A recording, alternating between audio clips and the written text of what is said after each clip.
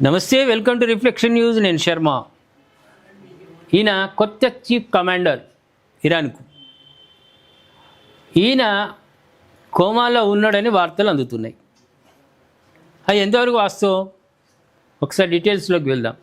Iran కొత్త supreme leader Mojtaba ఆరోగ్యంపై suspense. America Israel దాడులు తీవ్రంగా గాయపడి కోమాలో ఉన్నట్లు ప్రచారం. ఆయన బతికే ఉన్న పరిస్థితి బాగాలేదన్న డొనాల్డ్ ట్రంప్. గాయపడిన విషయాన్ని పరోక్షంగా ధృవీకరించిన ఇరాన్ రాయబారి. అధినేత పేరుతో ప్రభుత్వ టీవీలో హెచ్చరికల ప్రకటన.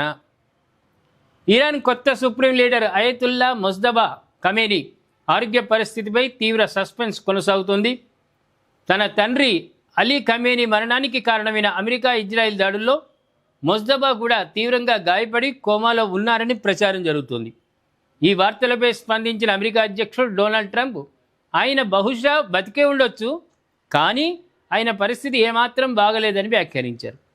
బ్రిటన్కు చెందిన ది సన్ పత్రిక కథనం ప్రకారం 56 ఏళ్ల మొజ్తబా పరిస్థితి విషమంగా ఉంది. దాడుల్లో ఆయన 1 లేదా 2 కాళ్లు కోల్పోయారని, కాలేయ వంటి అంతర్గత అవయవాలు తీవ్రంగా దెబ్బతిన్నాయని తెలుస్తోంది.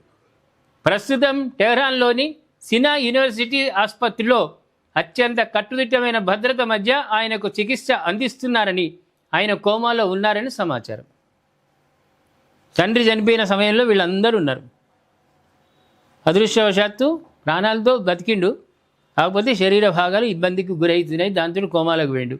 ఇరాన్ ప్రభుత్వ టెలివిజన్ మొజ్తబా పేరుతో ఒక హెచ్చరిక ప్రకటన విడుదల చేసింది. పశ్చిమాసియాలోని అమెరికా సైనిక స్థావరాలను వెంటనే మూసివేయాలని, లేదంటే తీవ్ర పరిణామాలు తప్పవని ఆ ప్రకటనలో హెచ్చరించారు. సాధారణంగా ఇరాన్లో కొత్త సుప్రీం లీడర్ బాధ్యతలు చేపట్టగానే దేశ ప్రజలను ఉద్దేశించి ప్రసంగిస్తారు. కానీ మొజ్తబా అలా చేయకపోవడం ఆయన ఆరోగ్య పరిస్థితి అత్యంత ఆందోళనకరంగా ఉందనడానికి ఇదే నిదర్శనమని విశ్లేషకులు అంటున్నారు.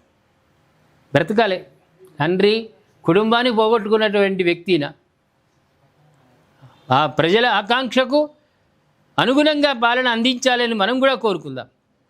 మన భారతీయులం కోరుకుందాం. ఎక్కడ హింసను కోరుకోం, మరణాలను కోరుకోం. కానీ ఈ సందర్భంగా ఇరాన్ మనకు మిత్రదేశం, అత్యంత ఆత్మీయమైన దేశం. వాళ్ళు ఈయన నేతృత్వంలో పరిపాలన బ్రహ్మాండంగా సాగాలని మనం కోరుకుంటూ, దైవ ప్రార్థనతో కూడినటువంటి కామెంట్లు మీరు మాకు అందించండి. ప్రేక్షకులారా, సబ్స్క్రైబ్ చేసుకోండి, షేర్ చేయండి.